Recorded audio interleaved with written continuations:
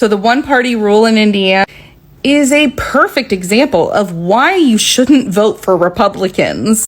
So I live in Indiana and I have my entire life, and we have had one-party rule for about 20 years now. What that means is that we have Republican governors, Senate, and House in the state of Indiana. Literally, the lawmakers in Indiana don't even have to consider what Democrats want right now in order to make laws. As a result of their lawmaking, we are 50th in the nation for environmental friendliness. Our literacy rate goes down most years.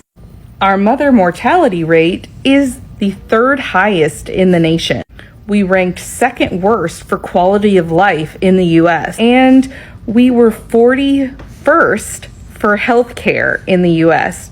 But you gotta love the low cost of living. So if things aren't going well in Indiana, the only people they have to blame are themselves. And it's why you shouldn't be voting for Republicans, because let's just look at the last 5 years in Indiana. In the last 5 years, our housing prices have gone up 40%.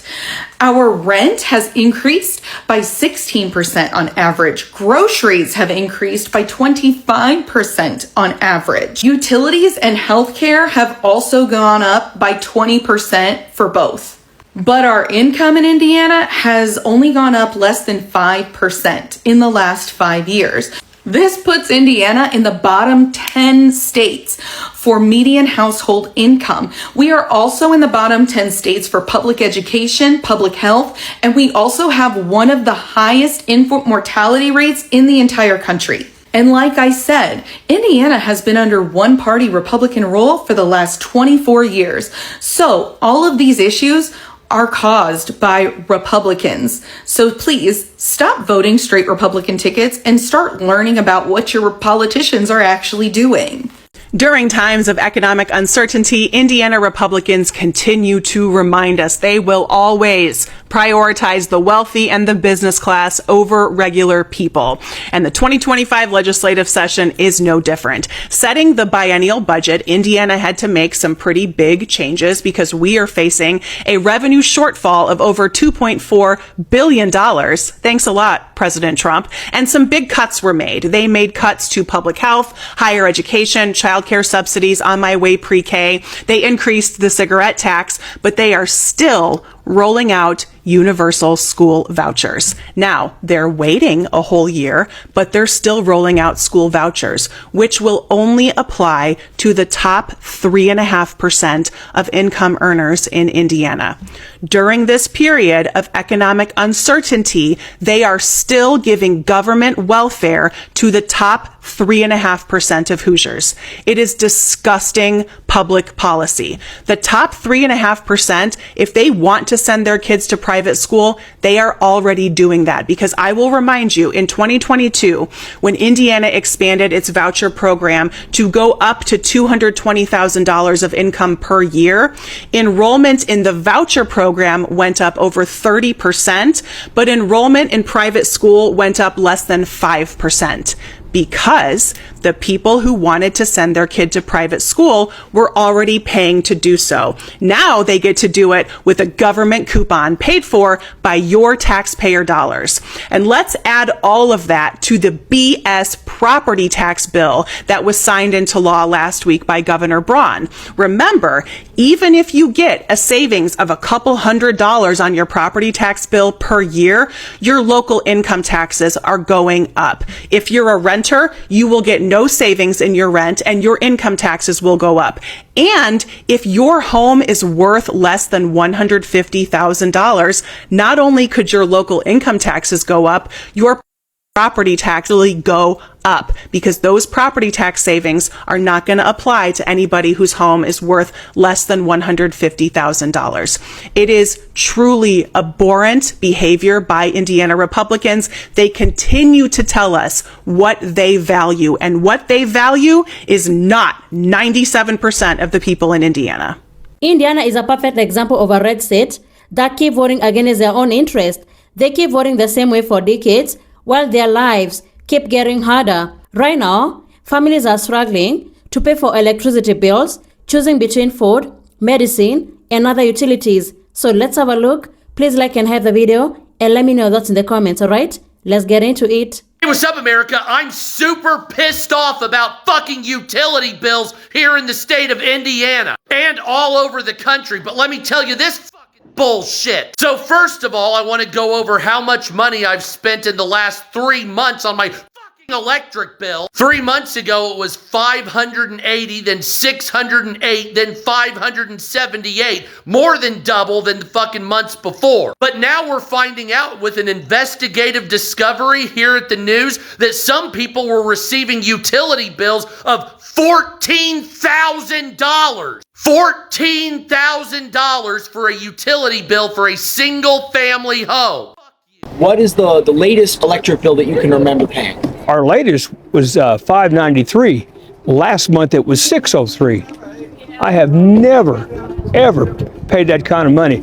I'm here in Evansville, Indiana, where residents have seen one of the highest rate hikes in the country. People are going without medicine or taking their medicine every other day instead of every day. People are going to food banks because they can't afford to buy food. People are not paying other bills so that they can satisfy the CenterPoint bill and not have their electricity cut off. Energy should be available to everyone. It should not be a luxury item, and it's become a luxury item. What I'm holding is a chart showing the amount of people who are 60 days behind in paying their bill. When the first phase of our rate increase occurred in March, you can see that giant spike, and we're all the way up to folks owing $4.9 million in arrears. And while Hoosiers are squeezed by skyrocketing bills, Wall Street's takeover of utilities continues to spread across the Midwest. BlackRock has officially bought our electric grid. A private-owned company now owns all of our electric grid in Indiana and Ohio in the name of mass producing AI data centers. If you are not in Indiana and don't know how hard we've been fighting data centers and our rising energy costs, our bills went up about $400 just in the last 2 months. And now that's expected to get even worse as BlackRock has just secured a $33 billion deal acquiring AES, which is the power company responsible for all of the electricity in Indiana and Ohio. I won't explain to you why a private equity company being able to dictate public energy, why it's an issue, but let's talk about how we know our energy costs are now being privatized and basically going to be used for politics and to, I don't know, drive our fucking prices up even more. BlackRock's investment as it comes to AI is privatizing energy so that they can supply and drain neighboring cities and now all of Indiana just so they can divert power grid supply to AI data centers. BlackRock has a monopoly on almost every fucking thing. And the fact that a deal going through that is going to allow them to divert energy from regular people to mass produce AI data centers while literally raising our prices and reducing accountability is a crime. This is criminal. Indiana is being pimped out in the name of our governor. And now that they have acquired all of our wind farms, which is how we get our energy, we are now going to have a skyrocketing bill and BlackRock is going to contribute to destroying our environment with AI data centers for a fucking ChatGPT prompt on how much water is being used just to supply it. I don't understand how people are okay with this, but this is very fucking bad. And if it's starting here, it will come to you. No data centers. A longtime resident of 45 years, Alice Polowski, says she does not want to see a data center go up in her town. It's not good for us. It's not good for Hobart at all. It's going to change our whole landscape. She and others have been protesting for weeks, saying their questions and concerns are not being addressed by the mayor and city council. We're a proud little community, but unfortunately we don't feel as though that, we are being listened to. NBC5 learned 2 developers are looking to build 2 data centers along 61st Avenue. One of them, Hobart Devco, is seeking approval for 6 2-story data buildings. It would sit on 168 acres of land at 61st in Arizona, each building up to 350,000 square feet, and it would be constructed in phases. Residents part of this Facebook group rejecting the plan. They said they're worried about energy and water consumption, the impact on the environment, and the possible health risks. Angelita Soriano lives across the street and has 2 young daughters. They want to be able to play outside without having to, consume those carbon emissions or hear the loud noise, and it's very disheartening that our city leaders aren't listening to our concerns. Hey, what's up, America? Madison, Indiana, getting one of the world's largest data centers. And of course, residents of Jefferson County, Indiana, are opposing this with concerns about noise, pollution, water usage, and hazardous materials being released into the environment. But it doesn't matter what the general public feels because the Board of Zoning Appeals approved the data center regardless of what the people say. Now, this will be a massive 2,000-acre complex at the former Jefferson Proving Grounds in Madison, Indiana. Many residents in Jefferson County, Indiana say they weren't notified or warned whatsoever that this was going to happen. And despite the general public being pissed off as fuck, they voted to do this anyway. Once again, sounds like it's every place in America. Hey, Indiana, just wanted to remind y'all that you voted for an asshole who is laying off hundreds of state employees, eliminating positions, and devastating state agencies and departments in the name of fiscal responsibility. Fiscal responsibility does not apply to Governor Braun giving himself and his cabinet secretaries hundreds of thousands of dollars worth of raises. Fiscal responsibility does not apply to Braun installing a helicopter pad at his house. Fiscal responsibility also does not apply to the Lieutenant Governor's office, the faith-based initiatives program they're running, or the fact that Beckwith is awarding contracts to his church so they can provide the Lieutenant Governor's office with legal counsel. Fiscal responsibility also does not apply to the Secretary of State and the spot bonuses and the no-bid contracts that he awards, or the positions that he creates so he can hire friends and family. Fiscal responsibility also does not apply to the Indiana Attorney General, who is continuing to charge the taxpayers hundreds of thousands of dollars so he can defend himself in front of the Indiana Supreme Court because he cannot stop violating the disciplinary code. Fiscal responsibility also does not apply when it comes to giving millionaires taxpayer dollars so they can send their kids to private school with a nice taxpayer-funded discount. Fiscal responsibility also doesn't apply to the literal witch hunt that Braun and Rokita are undertaking, wasting a shit ton of taxpayer resources so they can go after abortion patients and providers. That is just the tip of the fucking iceberg. Governor Mike Braun is such a keen businessman that fiscal responsibility only applies to laying off hundreds of regular state employees, people who have gone years without raises, people who make normal, regular salaries, the people who actually do the work in this state. Remember, y'all, those layoffs are not saving us any money.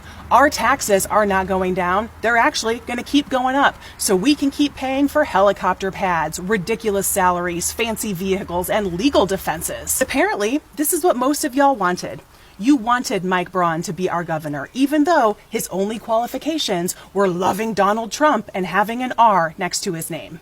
So I've talked a lot about the fact that Indiana is becoming increasingly unaffordable for Hoosiers, and I have some more data to support that right now. Housing costs and basic living expenses have outpaced income growth here in Indiana. That means things are getting much more expensive, but your income, your paycheck, it's not keeping up with that. So an example is over the last 2 years, from 2023 to 2025, the average wage of a renter in Indiana rose by just 19 cents. But the average wage needed to afford a 2-bedroom apartment, that jumped over $3 per hour. That's a gap of more than $6,000 per year for people who already are struggling. In fact, 14 of Indiana's 20 largest occupations do not pay enough to meet the state's current housing wage. And what makes all that worse is you have programs and organizations that are designed to help people just like that, but those organizations and programs are being cut by the federal and state government. Prosperity Indiana, they recently did a survey, and it confirmed that basically 2/3 of the organizations that are designed to help people like this say that state and federal policy changes have led to a reduction in their ability to serve their communities. Some, or I think 40% of them even said they've already had to cut programs or staff. Now, it's very clear what working families need over the coming years from their government. They need policies that are going to address housing affordability, housing stability, tenant protections is important. We have to work to prevent homelessness or to get people out of homelessness. We need more community development resources. We have to increase safe, affordable housing supply so that we can address this crisis that we're having when it comes to affordable housing. And, we really have to teach people how to build assets, how to avoid scam artists. A lot of this is education, but we've got to raise incomes here in Indiana because this affordability crisis is real, and we have to make housing and economic opportunity accessible for everyone in Indiana. If everyone in Indiana has the opportunity to go work at a factory job that pays at least $65,000 a year, then why is the average salary of Indiana $58,000 a year? Can you explain that? This man right here spoke nothing but facts. Check this out. Indianapolis, stop building apartments and buying apartments when the economy in Indianapolis and the job market does not pay to match 3 times the rent. And before anybody say, well, people have to make a profit, people have to, get a return on their investment, you did better keeping your money in your pocket. The job market, the average person in Indiana making 15, the best 17. And don't say, oh, well, they can work at Costco. Everybody can't work at Costco. And the minimum wage here is $7.25. I don't make $7.25, but that's the minimum wage. It's not fucking LA. It doesn't have a nightlife scene really big. It does, like I said, the job market doesn't. I've been speaking about this for I don't know how long.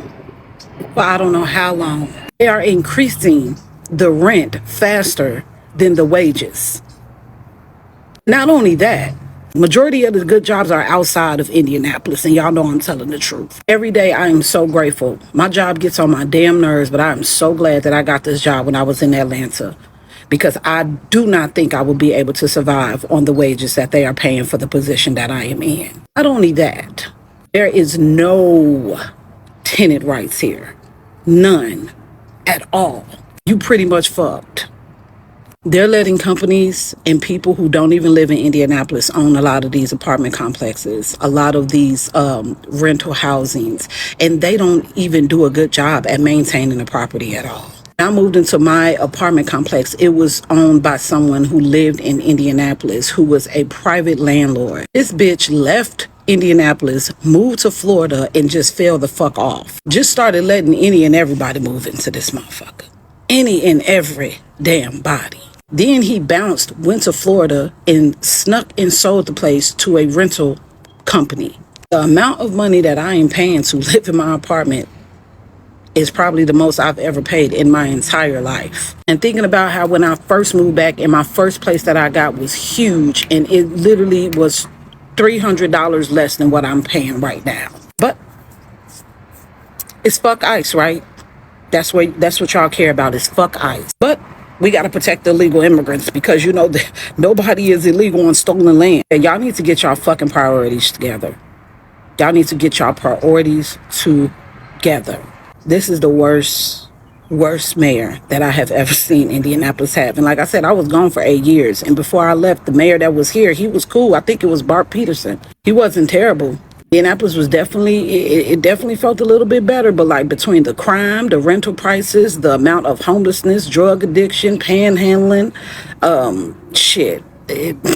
parking, niggas paying to park every damn where that they go. Niggas never used to pay to park in Broad Ripple. I knew something was different when they changed Wisher to Ashkenazi. Yeah, do what you will with that information. Indiana has got to be the most weirdest place to live in the U.S. There are no sidewalks. The infrastructure is terrible. The people here are impatient and rude. The winters are extremely long. And if you look like myself, you are going to get stared at 9 times out of 10. It's weird here. Politics and elections are about improving people's lives. And when you're voting, you are hiring leaders to solve problems just like any other job, you see? If you have been voting the same party for years, then it is fair to stop and ask, has my life actually improved, And what politicians promised during the campaign or what they posted on social media. Ask whether your life has really improved. Can you afford your groceries more easily than before? Can you pay your electricity bill without worrying? Are wages keeping up with the rising cost of living, you see? So these are the questions that do matter a lot. But the problem with people is that they vote based on identity, fear, culture wars, or even party loyalty. And politicians know that emotional issues can motivate people to vote. Most of the time, they spend more time talking about who to blame than how they're gonna lower utility bills, improve healthcare, create better jobs, or even reduce the cost of living. People need to elect leaders that actually improve your life because politicians will eventually leave office more richer and more powerful. But you're the one who will be living with the consequences of the policies that they passed. You see, mostly after the elections, most politicians, they only serve their best interest and forget about the ordinary citizen. That's why you should never be voting based on slogans or even campaign speeches alone. Vote based on results, Politicians work for the people and not the other way around. No politician that deserves blind loyalty. Every politician should have to earn your vote every election, you see, because no family should have to decide whether to keep the lights on or even to buy medicine. No senior should have to choose between electricity bill or even buying food, you see. No child should have to watch their parents constantly being stressed because every bill has become more expensive. So thank you so much for tuning in. Be sure to like, subscribe, and share. Have a good one. I'll see you in the next video.